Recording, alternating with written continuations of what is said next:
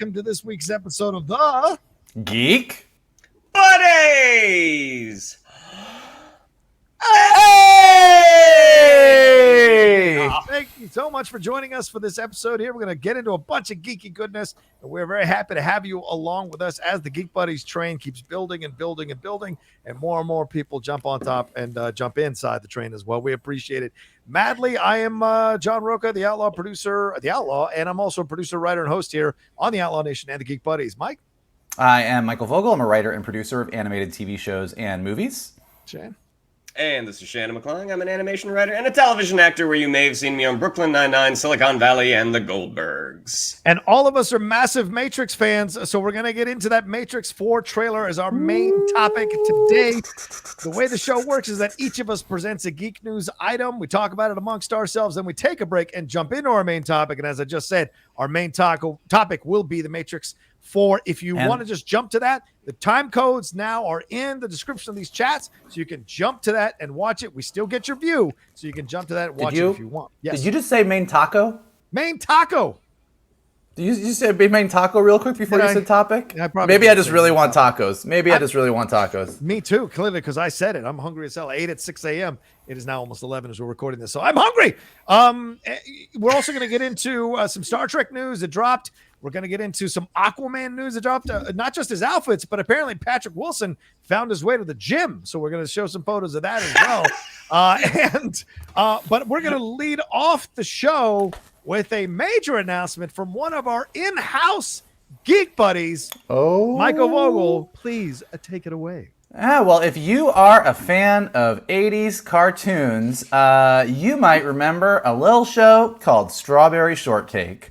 And turns out WildBrain, a Canadian animation studio, is relaunching Strawberry Shortcake on YouTube. And they have, in their announcement that came out, they said that to bring back Strawberry Shortcake, they started by hiring writer and showrunner Michael Vogel, who helped launch the entertainment division of toy giant Hasbro Inc., bringing back to life other older brands, including My Little Pony and G.I. Joe. And the company also hired designers to update Strawberry Shortcake, who first appeared as a rag doll in 1973. So there is the updated Strawberry Shortcake. This is what I have been working on throughout the pandemic. That is Strawberry Shortcake, lime chiffon, lemon meringue, blueberry muffin, and orange blossom hanging out in Times Pear in Big Apple City, where Strawberry Shortcake now lives. So it's really exciting. I have been working with WildBrain, which is a really awesome studio up in Vancouver, for a while. And we've been redeveloping this. It is launching exclusively on YouTube on WildBrain's Strawberry Shortcake YouTube channel. Bunch of content. It's going to start coming out in the next couple weeks. Really cool, super fun, talented people on it. And it's been really fun to sort of reinvent her. In the article that announces, I have to be really careful to tell you what's in the article and not everything else that I know, because I know all of it. But in the article, it says, in this brand new iteration, Strawberry Shortcake is a young berry who, along with her cat Custard, moves in with her Aunt Praline in Big Apple City to fulfill her dream to become a star baker. Her almost exclusively white crew of friends, all with flowing multicolored hair, have been replaced by a multiracial supporting cast with names like Orange Blossom and Blueberry Muffin. So that is coming out. I can also tell you that this Geek Buddy right over here to the other side of me, Mr. McClung, has written a few very funny episodes of Strawberry Shortcake that will also be coming to a YouTube near you soon. And it's been super fun. So yeah, after working on stuff at Hasbro like Transformers and G.I. Joe and My Little Pony, it's fun to jump over and continue with my slow crawl through every animated series that I watched as a kid and getting to work on a lot of them as an adult. This is awesome. I love the look of it. Looks very sweet, looks fun, looks interesting, looks vibrant. Love that it's racially diverse. Very, very happy about that. Also, just an announcement here. They're going to be launching a short video directly on WildBrain's YouTube channel on September 18th. So I guess that video will kind of give you an idea of what we're going to get from this Strawberry Shortcake series here. And they're 4-minute shorts. And we were talking off camera before we started that I think we might do a couple of watch-alongs for the ones that Shannon wrote. So stay tuned for that. Pour the whiskey. Pour the whiskey. It is. I think I can say it is super sweet. I really do like the look. Like, we worked really hard on making sure that it still felt sweet and felt like Strawberry Shortcake, but also felt new. But the other thing that I'm excited about is that, and I've been saying this in a lot of meetings that I've had to be in, where I'm like, we all know that Strawberry Shortcake as a brand is really sweet, but we're also excited to show how funny she can be. Like, we've really tried to push the comedy in this and make the characters as fun and modern and silly as possible. So really excited for everybody to see it. And she'll appear in a Roblox core video game, toys, books, and Dippin' Dots ice cream treats, so that you don't just get to enjoy her new iteration on YouTube, you also get to enjoy her own merchandise and products and whatever. And this is, Shannon, what was it like for you to get involved in this? I mean, the fact that you writing for 5 young girls, this must have been a hell of a challenge for you to put this stuff together and write shows that you think will reflect that dynamic. What was your process for writing these characters or writing these episodes? Well, I mean, part of the challenge is it's shorter form storytelling, which, as Vogel had started on it, he had told me, like, hey, get ready, because this is hard. So coming up with ideas, you have to kind of whittle them down to where they're interesting to watch, but where you still have room to put in the really funny comedy. I mean, when I grew up in the 80s, remembering Strawberry Shortcake, it was always very sweet. Everyone always remembers the dolls that smell like fruit. But the thing that Mike really hammered home with myself and the other writers was we want to make this as funny as possible. We want to make this as funny as possible while still being true to the characters that Mike redeveloped. And there would definitely be times in our writers' rooms where I would assume, like, this is too far. Like, this is too far. And and maybe there were a few times that it was too far, but a lot of the times. I would say, I mean, like, the proof will be in the pudding. But I think when it comes out, like, Shannon would come in to the writer's room and he would text me ahead of time. He'd be like, I have some ideas that I'm sure you're gonna shoot down. And then he would come up with ideas and he would say stuff and I'd be like, I feel like we can maybe do, like, he was always like pushing the envelope, kind of to your point, like, in working on My Little Pony and watching how successful that became when we worked on that version, there's definitely, this is a girl-focused show. Definitely the girls are the protagonists, the girls are the lead, and it is all about girl power. But there's certain things in comedy that are universal, and there's certain things in cartoons where you're like, oh, can we have a giant ray gun or a robot, or can we do a play on Ocean's 11? And Shannon would come in with this like, hey, can we do this? And I'd be like, I think we could try. So it really kind of helped to push that envelope so that everything still remains sweet, but we still get really, really funny as well. So it was fun. Yeah. Going back to the past and then reinventing it is something that is as age-old in entertainment as there is. But if you can do it and do it successfully, then it can certainly lead to a revitalization of that franchise. And judging just from the look and knowing the talent of you two, you two are part of the process, I'm sure there are other talented people involved in this. This looks like a lot of fun. And I personally, I think we're gonna have to review the whole season at some point down the road. I will put myself through it. How many episodes are there? Do you know yet, or can you say yet, or no? I do know, but it's not in the article, so I am not going to say. Fair enough. And remember, September 18th is when that is coming. So get ready, everybody. It's just around the corner. Really, just around days away. Days away. So congratulations to you, no Michael. Stress, no pressure. Yeah, no pressure. Woo! Congratulations. It's like they said, the Armageddon. It's Vogel. He'll be fine. He doesn't know how to fail, just like Harry. Stamper. There you go. All right. Now that is a comparison that I will gladly take. Let's move on to our next thing, and that's the Star Trek. Woo! My God, Star Trek Day was yesterday as we're recording this. Massive announcements were dropped. We got some trailers for Star Trek Picard Season 2. We got some trailers for the new animated series, Star Trek Prodigy, that has arguably maybe Vogel's favorite captain, Captain Janeway, in charge here. It is not arguable. She's my favorite. She's your favorite. She's on this as, in essence, maybe a hologram or robot. I don't know. Mm-hmm. And then we had a cast announcement, a video for the new cast members joining Strange New Worlds for Star Trek with Anson Mount, Rebecca Romaine, and other cast members as well. So all three of those trailers dropped. I will wait on my reaction. I think I'm the biggest Star Trek fan of the three of us. I'll wait on my reaction. So, Shannon, what did you think of these trailers? Let's go with the obligatory Shannon McClung, Star Trek is not really my thing statement, and then we'll go from there. Well, he's the one they want to win over. So did any of these trailers possibly win you over?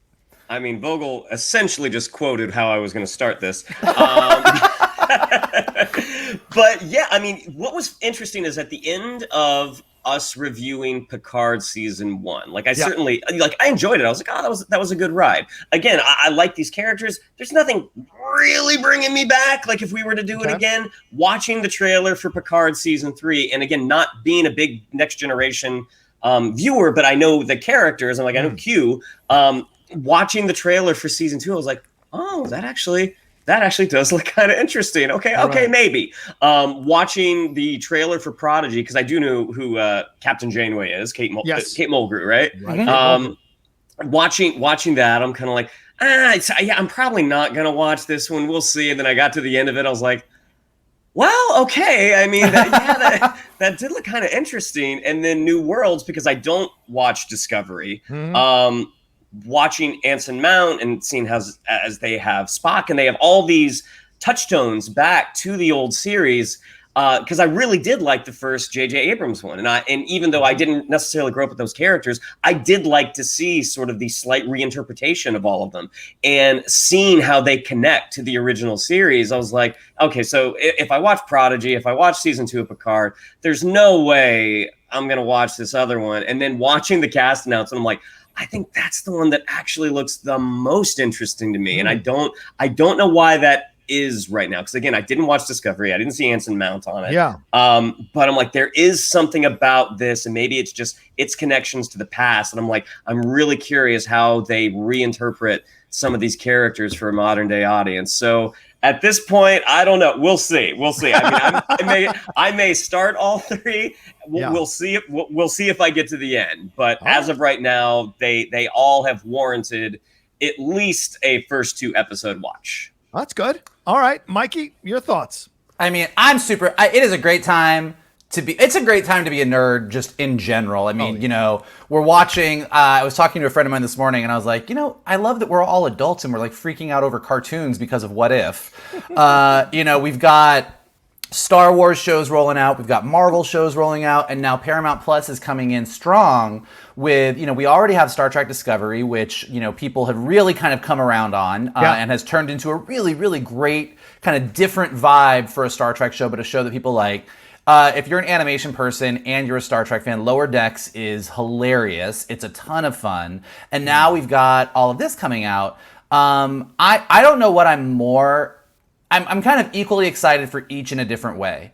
Prodigy, I just think the animation looks really cool in Prodigy, and I love the concept of these aliens that we've never really seen before that are younger because it's kind of a Nickelodeon show, it's a younger age show, but the idea that they find a Federation starship but know nothing about the Federation.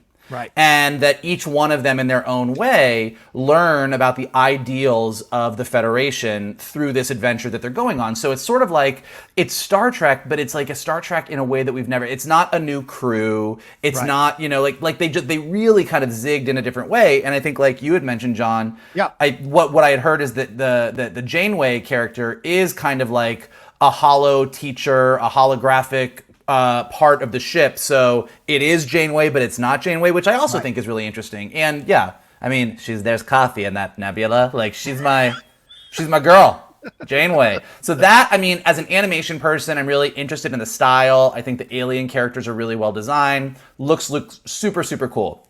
Yeah.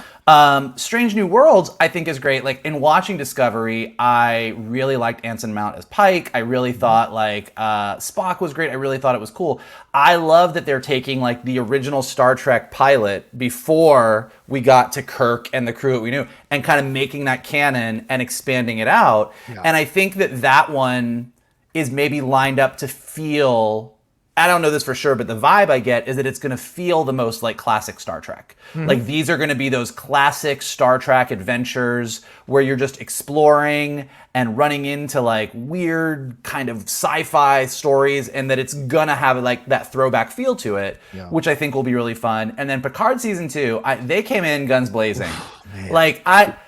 I really enjoyed Picard season 1. I think it's a little uneven, but as a hardcore Next Generation guy, I think Next Generation is really my jumping on point for becoming a super, super Trek guy. I love those characters. So just seeing them, period, was great. And I really liked some of the new characters. I liked the mystery with the Romulans. I liked tying in the Borg, because who doesn't love the Borg? But like with season 2, they were like, all right, guys, we're bringing in Q. We're going to bring in the Borg Queen. Yes. And we're going full time travel because Star Trek The Voyage Home is a banger of a movie. And who doesn't love to see the Federation future characters running around in the modern day? Like, so it's like they've just lined it up to be like, we're going to give you all the things you want and wrap it up in a really cool time travel story. And like Picard going full Back to the Future, I'm into it. Let's do it.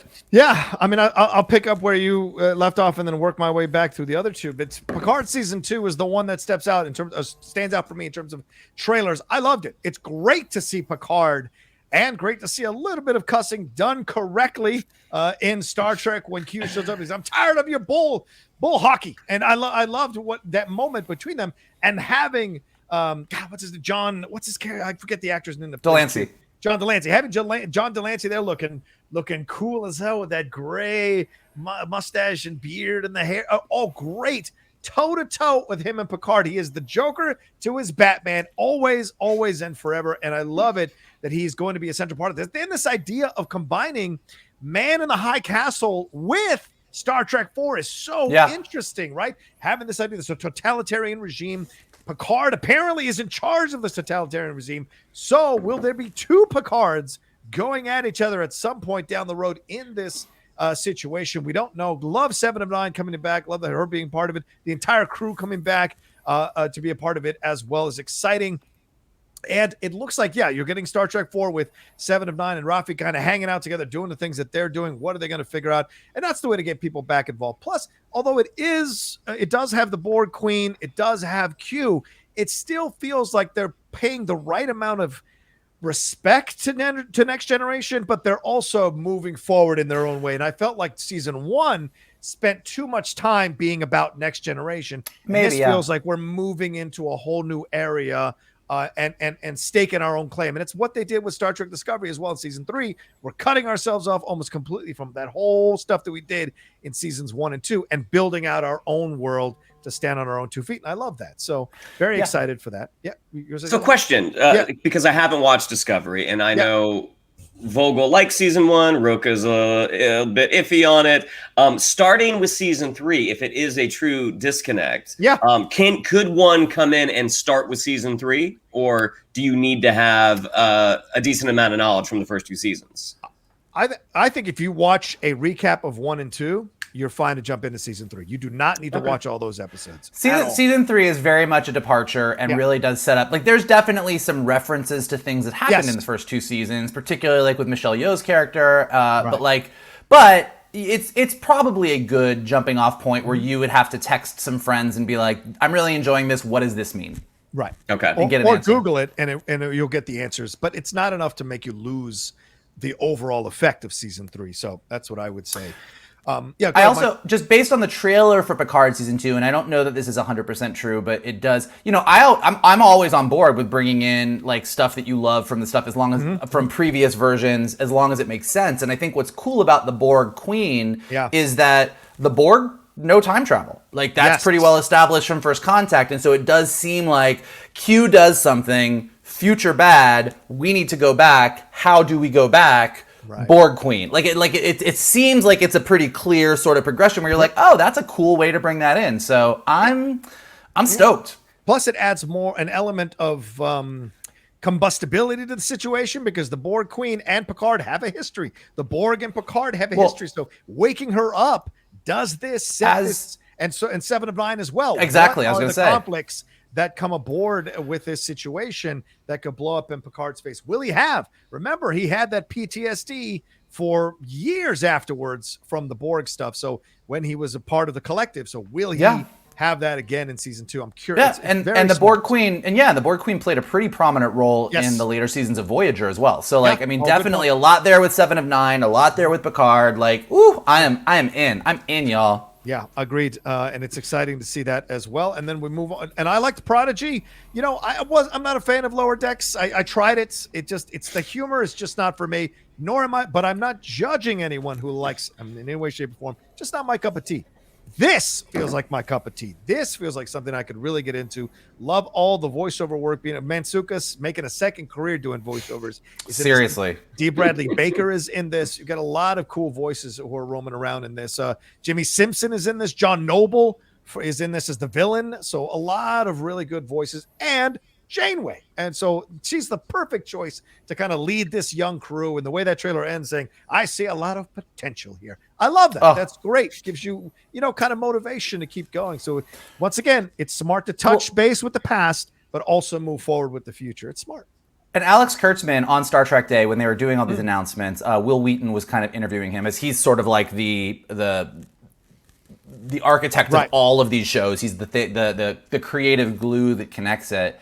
And he said a really great thing that I think is true of Star Trek, which is that he was like, look, Star Trek is all about hope and all about optimism. Yeah. At the end of the day, like any version of this, as different as Discovery is from Lower Decks, as it will be from Prodigy, as is from Picard, and all the different versions, that ultimately it is a very optimistic view of the future. And the ideals of the Federation are very optimistic. And he was like, look, we are in such divided times right now, arguably as divided, if not more so, than we were when Gene Roddenberry created Star Trek. Yeah. And so that now more than ever is a great time to have so much of this Trek content because we kind of need it. Like we need that sort of North Star. And as much as I am probably more of a Star Wars guy than I am a Trek guy, I really do love the optimism of this universe, and I'm excited to see more of it. Well, we appreciate you when you visit our universe. We appreciate it when you Star Wars fans visit our universe. The other thing is, I loved the new Strange New Worlds cast introduction because that's my Star Trek. The original series is my Star Trek, and this is the original series, which is teased in the Menagerie. So having that be the way they go with Captain Pike, that younger Spock, having all these characters come in from the original series that we saw as the original pilot, now actually getting their own series is great to see. And Rebecca Romijn reprising again that character that Majel Barrett played in the original cast of the pilot of the series is great. Seeing Nurse Chapel's up in this as a young character as well. So seeing all that, plus they have a relative, a descendant, I think, of Khan. That name. That name is that name is pretty specific for I forget the what? Yeah, Christina Chong playing the intriguingly named Laan Noonien Singh, which yep. So that I'm sure that will be a thing. It's fantastic. I'm so excited. And, just to let you know, a little plug here, Steve Morris, and I was the guest of Steve Morris and Scott Mantz on their Enterprise Incidents, and we talked Bad Seed, which is the first introduction of Khan in the original series. We talked about that on that episode if you want to go find it. But yeah, this is exciting, and it's a very diverse cast, which is what the original series was really pushing, diversity. The Star Trek series that came after, the original series that came after, had, Russian, we have a young Uhura in this as well, seeing Uhura in this as well. So much excitement for me overall as a Star Trek fan. This is why I have Paramount Plus. This is why I buy it yearly, because I don't want to waste time with the monthly thing. I am hooked every year to watch this Star Trek content and see if it's something that I enjoy. So great day for me. That is why Paramount Plus is doing it. So they thank you. That is their goal, and well done. I don't give a shit about their movies. I don't give a shit about the anything else on there. It's the Star Trek stuff that keeps me there. So, all right. Any more final words on this, or shall we jump to the next subject? Well, and they have Yellowstone, and Paramount Plus has Yellowstone. Yellowstone's really good. If you say so. Not that second season though. Soapy as fuck. All right, let's move on. Yeah, let's move on. Yeah, the redhead apparently can do anything, and whatever. All right, let's move on to and Costner gets away with all of it, but just every time, just get away with it. All right. So John, how do you feel about the show, though? Let me look at another older white male getting away with breaking the rules all the time, but making everybody else follow the rules. Fuck off. All right, let's move on to our next thing. Aquaman, what do you got, Shannon? Speaking of soap, something that goes in water, we're talking Aquaman and the Lost Kingdom. So earlier this week, Jason Momoa on his Instagram, he put up two pictures. One was him in the classic orange and green outfit that we saw him at the end of the first movie, and the second is in his new suit, which if you were an Aquaman comics reader in the 80s, so this suit is actually based off of, I believe it was a 4-issue miniseries. I got it much later when it was all sort of in one kind of big hardback. But yeah, this is a suit that he wears. It's based off of a suit he wore briefly in the 80s. I think they're calling it the stealth suit. It sort of looks like what you would wear for camouflage in the water. And I just so happen to have this guy right here. As soon as I saw that, I was like, oh, good, I have a use for this. My ex-wife was wrong all those years ago. It was useful. Yikes. Yikes! All right. But so they released that suit, and it's interesting. I mean, like this, a literal translation of this would not have worked for the screen. Would that be good camouflage in the lower, the deep trenches of the ocean? Yeah, probably. Is it a little boring? Maybe. I mean, it's tough to talk about it outside of the context of the film. I mean, he's just on this like kind of almost like a desert backdrop. So I mean, but Jason Momoa is a cool, handsome dude. I'm like, the dude looks good in anything. This suit is no exception. And they also released, James Wan released on his Instagram 2 days later, the first look at Patrick Wilson's Orm. So Orm, the Ocean Master. And a lot of folks have talked about he's a little more like Tom Hanks in Castaway here. Yeah. And yes, apparently on whatever deserted island he's on, they have a gym. Because the dude is, I mean, he's always been in pretty good shape, but I mean, he is next level ripped. I mean, he's not quite Momoa level ripped, but he's getting there. So just the look of him is like, oh, so he's literally been banished to the surface. Like, okay, that's kind of a cool place where we're going to find Orm. I mean, the fact that this movie is called Aquaman and the Lost Kingdom. So in the first film, they talk about the 7 kingdoms of Atlantis, and there's the literal 7th one disappeared. They haven't been able to find it. So how is Orm's banishment going to affect the plot? Yahya Abdul-Mateen actually commented on Momoa's post talking about he's not the only one with a new suit. So, we still have Black Manta's new duds to come along as well. But gentlemen, what did we think at the very small look at from Aquaman and the Lost Kingdom? Mikey? Here's my thoughts. I really don't like that first Aquaman movie, but I really like Jason Momoa. Yes. I really like Yahya Abdul-Mateen. Like I like everyone in the movie for the most part, and I like the ideas in the movie. And so I am on board to be excited for Aquaman 2. I think Momoa is so charming, and I just like the dude that it's like I want to like the Aquaman movies. And so my desire to like them is gonna like lead me through this. Even though like I sat there in that first Aquaman movie, we sat in the theater and I was like, oh God. Yeah, it was a rough one. And then we came out and everyone was like, oh, you're being dumb. Like it was fun. And I'm like, I get it. And like I think even in that movie, hold on, Mike, hold on. Oh, I think I can hear Kalinowski screaming from here. Yep. All right, go ahead. Yeah. Somewhere. Every time I talk about DC. Yeah. Every time I talk about DC, wherever Kalinowski is, his eye starts twitching. But yeah, like I am on board to like it. I want them to use Black Manta more. I want them to build out this mythology, and so like I'm excited to see more of it and see where it goes. Maybe it'll be the reverse of Wonder Woman for me. And we want them to use Black Manta better. Like, yes.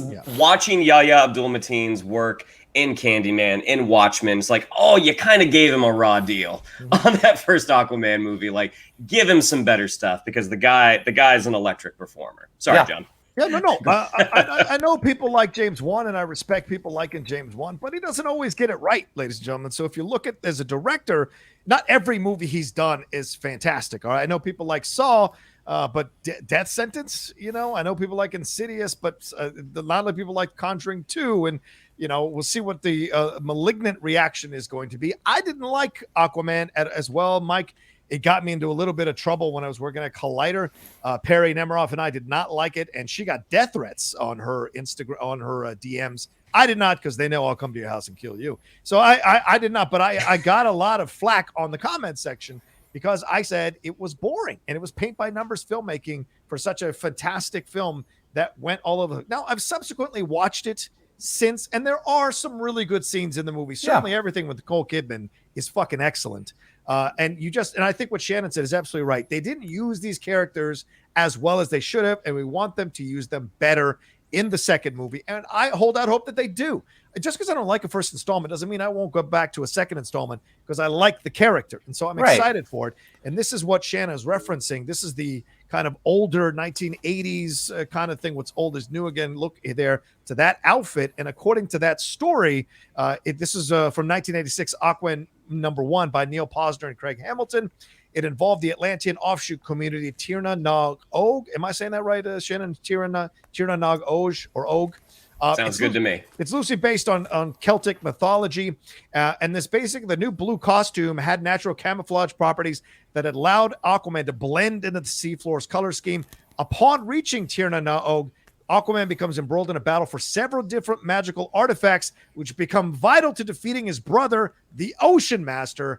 And he also realizes that his feud with his brother is part of a long line of wars between brothers in Atlantis. Getting that from CBR.com. So just want to give them credit. But yeah, so that's exciting. So clearly they're adjusting this costume to perhaps make that story be the foundation of the story they're telling in the sequel. And maybe that's why Ocean Master looks the way he does. As you said, Shannon, banished to the earth, but also looking for these artifacts, obsessed with possibly finding these artifacts himself. He lets himself go and look in a certain way so that he can find these things. So it's exciting to see this. I'm looking forward to it. I hope he gets it right with the sequel. I like the outfits. Momo looks fantastic. Jesus Christ. So I'm excited to see more from this world. A little less of the jokies. A little more of the dialed into what we're talking about. Like the trench sequence was fucking awesome. A little more of that vibe and mentality would be nice. So and I will say that anytime that you're going to give me Nicole Kidman playing Kate Blanchett in How to Train Your Dragon 2, I am here for it. So more of that, I'm fine. More of that, I'm on board. Ozzy. Oh, no, Ozzy, yes. Oh, yeah. Anyway, all right, there you go. That's our overall thoughts. Shannon, anything more to add to that for your story? No, I mean, just pretty much to echo what you guys said. I mean, I'm the Aquaman fan amongst the three of us, and I was thrilled that we got the movie, but I also acknowledge the many faults with the movie. But as you guys said, there are some fantastic sequences in it. There's some great performances in it. Let's just hope we get more of the stuff that was good and less of the stuff that wasn't so good. And that will be coming out, I believe, December 16th of next year, 2022. Yeah. Wow. Woo. We got a while to go. All right, we're going to take a quick break here. That's our Geek News items for this first section of the show. And then we're going to jump into the Matrix 4, Matrix Resurrections trailer that dropped as we're recording this earlier today, and get into everything we thought about it right after this. Dung dung dung ducka dung dung dung ducka dung dung dung ducka dung dung dung ducka dung dung dung ducka dung dung dung ducka dung dung dung ducka dung dung do do do do do. It's from the first movie when Morpheus is taking him into the Matrix and he spots the woman in the red dress. It's there. I really wanted you to just do that, like I can't do it, but I thought about that, but I can't do it well either. Did you try though? Did you when you're like planning what you're doing, do you like look at yourself in the mirror and like sing to yourself and try and? You would think after however long we've done this that's something that I would have the foresight to do, but It's always after John has hit record that I'm like, shit! So no, I did not practice the wah, wah, wah.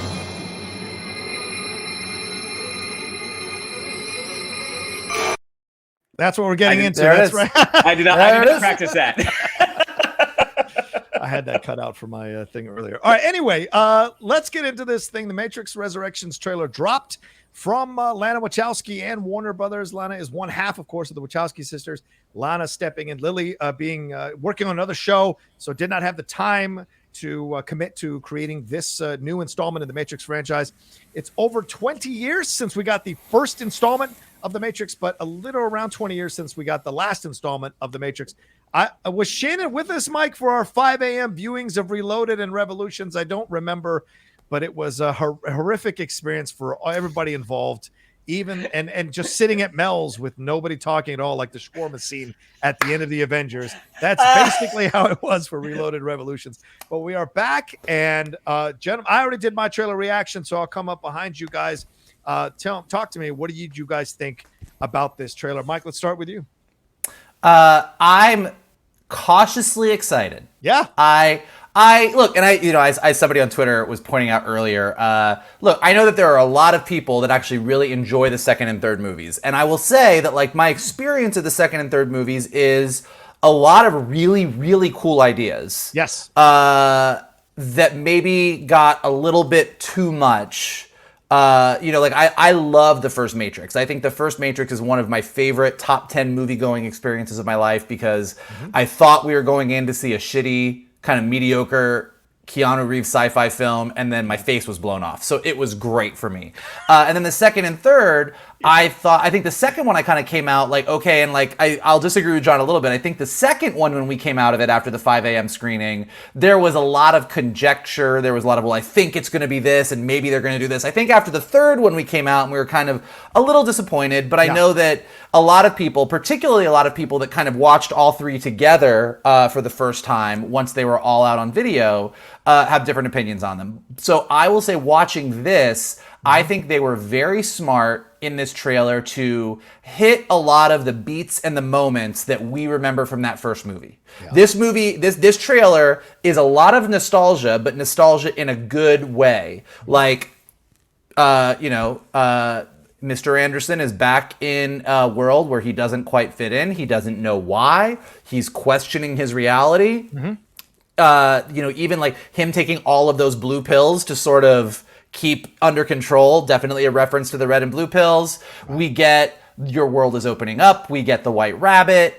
We get a kung fu scene. We see that moment with him and Trinity where they don't know each other. So like, you're really kind of building us up to say, okay, this is the world that you remember from that first movie. And because this is just the first trailer, and because it's Lana Wachowski, and because it's The Matrix, obviously everything is a lot more than what it seems. I've heard some rumors about some things that seem really cool, but like, all in all, like, I came out of this trailer and I was like, this is really what I want. I'm really intrigued, but because I don't have the best feeling about the second two movies, there's also that nervousness of like, am I getting the first Matrix? Are we back on track, or are we going to bite off a little more than we could chew? Fair. Shannon, what did you think about this one?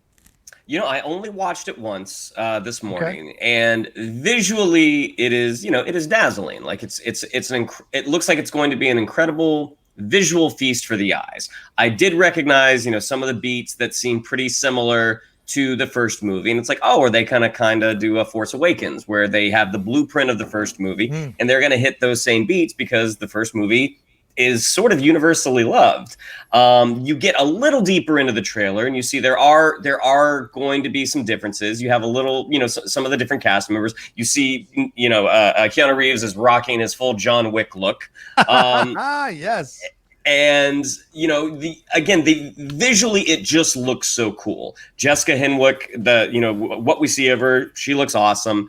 What will it be? I don't know, because going into the second and the third one, like the third one, I think I liked it a little bit more because the second one I was sort of so let down by. Right. And I remember the first trailer for The Matrix Reloaded, and I'm like, they may have broken movies. I mean, this looks so amazing. And then you watch it and it's like, this isn't, and like right off the bat, I'm like, something doesn't seem right. Something's just not landing right. And by the time you get to that huge freeway chase that we were all so excited about, and you're seeing the silver dreadlock twins, it's like, oh, this is going to be great. And then you actually experience the sequence. It's like, This is a situation where the trailer was a lot more satisfying than the movie. And then by the time we got to the third one, I was like, okay, I think it will not go down in history as one of the better trilogies, but it ended on a decent note. I feel like you had The Matrix,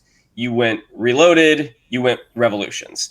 So if they can sort of recapture the magic that made that first one so incredibly enthralling and good, and at the same time build upon it, that sounds like the ideal situation. Will they be able to do it? We'll see. I mean, a lot of the Wachowskis' work post The Matrix. I mean, I know Vogel loves Speed Racer. I will fight anybody on Speed Racer. I will fight anybody on it. But between that and Jupiter Ascending, it's like, maybe you only had that one good one in you, or maybe Lily was the albatross around Lana's neck, and we're gonna get to see that Lana's the one. Lana was the genius. We'll see. She was the Neo. I'll be honest with you. I loved it. I thought it was great. I'm not cautiously optimistic. I'm more excited than anything else. Well, 98% excited, 2% scared. I'm very excited for. How many Armageddon fans? It's Armageddon. It's an Armageddon day today. I like it. But I did a trailer reaction for this. It's on the channel now if you want to watch that solo, and it was for an hour. And I had almost 1,300 people watch it. 250 people watching me live, leaving their comments, leaving their thoughts, and it was great to see the speculation. So the fact that so many people were still willing to kind of dive in and speculate about it, and a number of people left comments saying, I was not excited for this at all, but then I saw the trailer, now I'm in. It means that the trailer did its job, which is to get you back in love with the franchise, get you hoping that it's going to open doors to more levels here. And there's a lot to speculate on. What is Yahya Abdul-Mateen's role here? Yes, you're saying he's the young Morpheus, but then you see him in the agent outfit at the end. You see him wearing the glasses, but then he's still looking at the mirror all weird and stuff. He doesn't know what's going on. You see him fighting him in the dojo, but he's wearing red instead of the white that he wears in the 99 Matrix. And he gets his butt kicked in the dojo as well. Neo clearly still has his power in Zion and all that area, and also in the Matrix. He's able to stop bullets. He's able to, manipulate rockets. We get the helicopter and the rooftop, very reminiscent of 99 Matrix. So there's a lot of stuff here, but I've seen some speculation that Priyanka Chopra's character, who's in here for a few seconds with the Alice in Wonderland book, that she is Sati from Revolutions, the young Indian girl that gets taken in there, and that she may be the new Oracle. We paused it on the Neil Patrick Harris moment. He's wearing blue glasses. He's got a blue butterfly in a cage. He's wearing a blue sweater. So clearly, is he part of the Matrix to keep Neo or Thomas Anderson kind of subdued so it doesn't affect what's going on overall? Them not knowing each other felt very reminiscent to Eternal Sunshine of the Spotless Mind. What is the vibe there? Then when they're inside the Matrix, is she really still alive? Because the last we saw her, she died with a projectile through her body. So is this a program they've created to spark Neo's reaction? Jessica Henwick, as you said, she has the rabbit. He is once again following a woman with rabbit tattoo into the Matrix, literally through the looking glass, the mirror there, into the Matrix. So what is all of that going to lead us to? I'm excited. Somebody speculated that Yahya Abdul-Mateen's character might have been is maybe a program that's been created to spark Neo's trust because he's reminiscent of Morpheus. I speculated even further because Jada Pinkett's in the cast that maybe Niobe is the one who's created this program to get Neo to come back into the Matrix because she knew Morpheus and Neo's relationship. So there's a lot here to explore, and that's what you wanted. Questions, visually great, speculation. What are the possibilities here with all these characters? So for me, I think the trailer did its job. Absolutely looks beautiful, looks gorgeous. There's not a lot of hand-to-hand fight scenes. So what does that mean? There is one agent coming back from the second movie from Reloaded. Daniel Bernhardt, I think, is the actor's name. He's back as that agent from the second movie. No, Lawrence Fishburne, who said he was not even asked. No Hugo Weaving, who said he didn't want to do it. So, but I heard that. Yeah, but I heard that even though Hugo Weaving's not in it, Agent Smith is in it. That makes sense. I heard. So who will be playing Agent Smith? Like, what is that going to be? Like, I think you're right. And I will say, as someone who probably has not revisited the second two Matrix films as much as I've revisited the first one, this is the other thing this trailer did. I am 1000% going back and Yeah. watching all 3 Matrix movies because I'm going to spend the next couple months absolutely speculating the Mephisto out of everything on this movie. Because I will say that, like, as much as I'm cautiously optimistic, as you're talking about it, I can kind of feel those geek juices flowing. I'm like, yeah. Okay, gotta go watch that. And I think that for me, what I love about the first Matrix movie that I think the Wachowskis did so good is, as batshit crazy as it all is, it works very basically on a hero's journey fairy tale formula. I mean, it is the hero who steps outside of the world that he's in, finds out he's the chosen one, has to embrace who he is. You even get like the true love's kiss kind of moment with him and Trinity. Like it really is kind of tied to these like sort of more mythological things. And I think that then with the second 2 movies, there is a lot of like the Wachowskis' philosophies on stuff and the way that they think about things, and like it was a lot. And I think that there's good stuff in there, and if they can take some of the best parts of those movies and kind of get it all into like a nice filter where it's a little bit more streamlined in this, I think it could be a ton of fun. I think for me, the things that really were the standouts were the moment when him and Trinity, touch, and she's like, do we know each other? Like, just this idea that they're both back, and we don't really know why Trinity's back and what's going on, but the fact that they're both back in this Matrix and not really knowing each other and that journey. Like I said, the blue pills, I just thought it was, we all know that classic moment of take the red pill or the blue pill, and he takes the red pill, but just seeing so many blue pills that are the pills that are supposed to keep you sedated, and Neil Patrick Harris kind of having those very clearly blue glasses. I think that really, really kind of got me excited. And that just the moments of like mirrors are a big thing in this. Like obviously like they're traveling, like that moment from the first movie where he touches the mirror, it's like they're doubling down. You have that moment with Mateen where he does it. You have them walking through mirrors. You also have those moments where Neo is John Wick Neo, but his reflection is that old Neo that he sees. So like, is that what he really looks like? So there's a lot of questions that the trailer brings up, but questions in a really fun way. Yeah. Shannon? Yeah, thinking about one of the reasons The Matrix by itself was so just kind of revolutionary was they were only doing one movie and they didn't know if it was going to hit. And you look at in the past where a studio has sort of endeavored to make, hey, we're going to make 2 and 3 at the same time. And more often than not, you might get like a visual spectacle, but sometimes the storytelling does suffer. And I think Matrix 2 and 3 is an example of that. I think Pirates 2 and 3 is an example of that. I think the only time it really kind of worked out was Back to the Future 2 and 3, and some people would argue that it didn't work out. I would, yeah. Well, there you go. And you'd be wrong, which is fine. You're allowed. I don't. What the hell? All right, go ahead.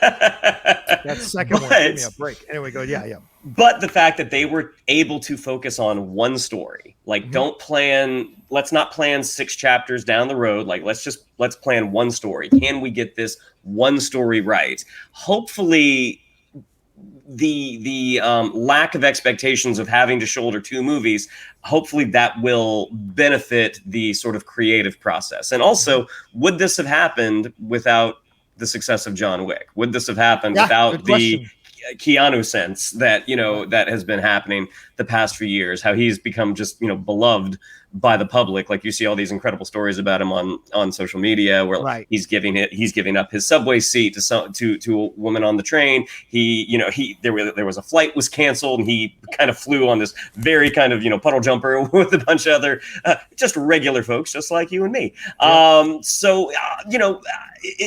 Hopefully they have capitalized on that as best they can. I'm really curious. Again, such a, I don't want to say like a bad taste, but so sort of underwhelmed by the closing chapters of the original trilogy have tempered my expectations quite a bit. Yeah, we have to remember the Wachowskis were going through some transition stuff with themselves while they were making those last 2 movies. Remember, it was 4 years later that those 2 films came out in the same year, for the love of God. And so it's like, which is really rare for a trilogy to have them drop in the same year. So they were, and then of course they transitioned into becoming women. So it's like they were going through a lot of stuff in their own minds. So maybe now that they've settled, it's been a bit and it's been a few years, there's a new approach to this from Lana's point of view, at least. And I'm sure her and Lily had conversations on the phone or on text or in person about like, hey, I want to do this. What do you think about this? So she may not be credited, but I'd be damned if Lily didn't have some kind of input or at least be a sounding board for Lana as she went forward with this installment. And it is, I mean, I'm glad you said that because it was something I was thinking about as well, which is that there's been a lot of articles about kind of revisiting the Matrix movies with the understanding that they were created by two people who were about to go through that transition and become trans women. And so I think that like when you go back and rewatch The Matrix, and it's this movie about being trapped in a world but not being really who you are and stepping outside of that into like your real body, and like when you go back and watch it through the filter of this was created by somebody who was trans, there's a lot of things that you pick up there that you didn't necessarily think about that way on the first viewing. And I think that Lana being someone who is further in her life, more comfortable in the skin that she's living in, kind of revisiting this world, and being obviously clearly much more open with the life that she's living. I think it might be really interesting. I think there might be some really interesting elements to that that could really make the storytelling interesting and more powerful. So it's definitely something that I was thinking about as I was watching the trailer. Well, and certainly the commentary of the blue pills, right? I mean, as someone who probably went through a number of visits to a therapist or to a psychiatrist, to a psychologist, maybe that Neil Patrick Harris character is kind of symbolizing that process. The blue pills symbolizing kind of what they initially prescribe to you to deal with these things as you're transitioning, as you're having these feelings, some kind of misguided diagnosis. So anything to keep you from becoming who you actually are, or numbing the desire, thinking that it's wrong within yourself to do that. Who knows what their process was, but that could be mirrored in what Lana has done with Neil Patrick Harris. Two things I want to bring up here. I kind of, as I was talking about it on the trailer reaction, it occurred to me that this could be like Rocky Balboa. This is in essence Neo and Trinity possibly handing the next trilogy off to Yahya Abdul-Mateen's character and that whole crew that's coming and that's new. Is this Rocky handing it off to Adonis to essentially become Creed? This is a new trilogy, essentially a soft reboot with all the characters coming back. We saw that with Star Wars. We saw it in the Rocky series. Is this that situation? And also, is Jonathan Groff the villain? Is Jonathan Groff the villain of this? He's at the end in the black. Some people are speculating that he's a young version of the Architect. So is he the main villain in this? So there's a lot of, what do you guys think? There's also speculation that he's Agent Smith online right now. Could be. There's also too. There's that really briefly. I don't know if it's in the full trailer or if it was just in those two brief teasers they showed, but there is definitely a shot where Jonathan Groff's mouth is all gumming together the way that Agent Smith did to Neo. Yeah. And people online are like, ooh, is that Neo doing that to him? My favorite tweet was the one that had a picture of Neil Patrick Harris in his office and Jonathan Groff in his office, and it said, the new Matrix movie is really about trying to find the perfect gay therapist. And I was like, well, that's the real twist, y'all. That's what the movie really is. The moment where you do see his mouth kind of, coming like gelling together, there is a distinct, and it's a quick shot, but I mean, there is a distinct lack of panic on his part. Yeah.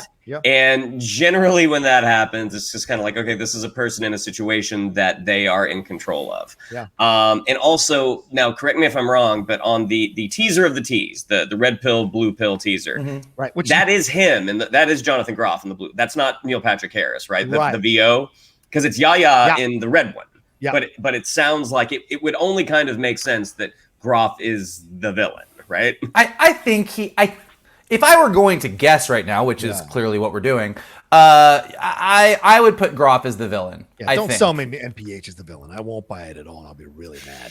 Jonathan Groff, absolutely. He can carry that. It was King George, for fuck's sake. He can play the villain. It's not an issue. And I love the fact also that on the website, none of that footage is in the trailer. So that's separate footage, which is great. And I loved the separate footage we got there combined with the footage we got in the trailer is really, really exciting. One thing, though, Trinity, when he puts his hand on Trinity's face, the code is still going down her face. So that's the thing. At the end, I wonder if she's still alive. I just don't know if she's a thing that's been created within the Matrix. I mean, she's. But also, sorry, go ahead, also, Mike. I was gonna say, like, I mean, are also, there's the alive versus created in the Matrix versus machine, right? Versus all of this, and like. I think that we're just getting this trailer, and it does, to Shannon's point, have that Force Awakens feel of sort of like we're going to hit the same beats again. But this is just the first trailer. I think that's the jumping off point. Yeah. And I think there's going to be some big twists and turns about, like, I don't think this is just the humans that are enslaved versus the machines that are keeping them there anymore. I think we've probably moved past that into some different, more muddy territory, if I were going to guess. Someone is saying, I saw someone speculate that we're going even deeper into the Matrix, that the red pill is even deeper, that there's more levels to this than originally thought. So that's possible, Mike, what you were saying. Sorry, Shannon, go ahead. Well, no, at the end, like, correct me if I'm wrong, because it has been a long time since I've seen The Matrix Revolutions. But by the end, like, she's been stabbed through the chest in the ship, and Neo leaves. And so we don't know what happened to her. We don't know if the machines got a hold of her. Like, we saw the machines kind of carry Neo away. Right. So, like, we don't know if the machines got her. We don't know if the humans got her. Like, that's sort of a big question mark right now. So is this a situation where the humans are maybe keeping her alive? Because if the machines had both of them, it doesn't make a whole lot, like, at first glance, at least, it doesn't make a whole lot. There's not a whole lot of conflict there if they have both of them and they end up just finding each other in the Matrix. Like, you would think that the humans have gotten her and are keeping her alive somehow, and that's how they find each other. I mean, again, I could be wrong. Go ahead, Mike. I was separate from. Well, no, go ahead. I had something bigger to say about Warner Brothers, but what were you going to say? What Shannon was saying? Real quick, the way Revolutions ends, he's essentially the Christ character, being carried off, sacrificed, whatever. Resurrections is 3 days later. In the Christ story, Resurrections is 3 days later. And we see that glimpse of Neo seeing an old version of himself in the mirror, which is really interesting. So, and Last Temptation of Christ is all speculating about the time he's hanging on the cross. Just before he dies, he goes into this fever dream of another life with Mary Magdalene. So is this still keeping to the tenets of a pseudo-religious story that was bubbling underneath throughout all three of those original films, by naming it Resurrections and by having him? Is this him embracing the end? Is this him accepting his death? What is this process here? Are we dealing with loss again, as we've been dealing in the Marvel Universe for the last few months? I wonder. So it lets me speculate. Mike, sorry, go ahead. Warner Brothers? No, I was going to say, I think Warner Brothers is very happy today. I think that I think that DC is sort of a mixed bag for them. They're kind of recovering from not being as happy with how Suicide Squad did. Disney's got Marvel killing it over here with What If right now. We're all super stoked about Eternals. We're super stoked about No Way Home. Star Wars, Book of Boba's coming out. As we were just talking about, Paramount is doubling down on Star Trek. And, Harry Potter is a giant question mark for Warner Brothers. And so I think they're really happy that this movie that, had the original Matrix that was so great and the second two that are a mixed bag for a lot of people, to have this trailer come out and have this kind of reaction that, the fact that we're sitting here talking about it and that everyone's kind of excited about it online, they must feel really good because, it's a question mark. Do people still care about the Matrix? Will people still be interested? And the answer is clearly, whether you are super, super stoked or cautiously optimistic, most people are like, yeah, I really, really want this and I really want to know what's going on. And I mean, that for Warner Brothers is a big win today. Will it be a big win when the movie comes out? We'll see. But for right now, this is a huge win for them because this means that it is still a very, very viable franchise. Yeah, absolutely. Shannon? Yeah, I mean, we'll find out. Just a few months. Yeah, the Matrix Resurrections, right now, the trailer dropped at 6 a.m. this morning. As we're recording this, it's at 954,000 views already in 5 hours. So we shall see where it leads to overall, how many views it ends up having. But I think that's a damn good start for something that has been out in just under 20 years. So pretty good stuff. Any final words before we wrap up? Negative. good. I just hope we don't have another Raven Zion. Let's just see what happens. Yeah. Although I do need to revisit. I need to revisit it because when I saw that Raven Zion, that was before I went to Burning Man, which is basically that rave in real life. So maybe I'll feel differently about it now. We'll see. I'm probably going to feel the same. Zion, hear me. Oh, no. Anyway, all right, let's get out of here. Thank you all so much for joining us for this episode of the Geek Buddies. We appreciate it madly. Shannon, what do we have to tell them? Yeah, if you'd like to follow us on social media, on Twitter, it's at geek_buddies, on Instagram at _geek_buddies. If you'd like to follow me on social media, on Twitter, it's at Shannon_McClung, on Instagram at Shannon the Geek Buddy. If you would like to follow Mr. Vogel and get all sorts of berry goodness, you can follow him at MKToon, and you can follow Mr. Rocha at The Rocha Says. Absolutely. Mikey. Well, listen, if you like Geek Buddies and you want to go deeper, you could take the red pill or you could take the blue pill. Spoiler alert. They both do the same thing because we just want to keep you here. There's no pills that get you out of the Geek Buddies. You're in. But if you want to keep helping us out, here's some stuff that you can do. Hit the like button below, subscribe to Johnny's Outlaw Nation page, tons of amazing content, more reviews from us, spoiler reviews from the shows. We have a great interview with Kay Cannon, who wrote and directed Cinderella, up on the page right now. Obviously, John has a ton of other amazing content. Leave your comments below. What did you think of that Strawberry Shortcake tease? What do you think of all the Star Trek trailers, Aquaman suit, and more importantly, what do you think of this Matrix trailer? What do you think is going on? What did we miss? Is there something we're not seeing? What are your theories? Let us know in the comments below. We'd love to check all that out.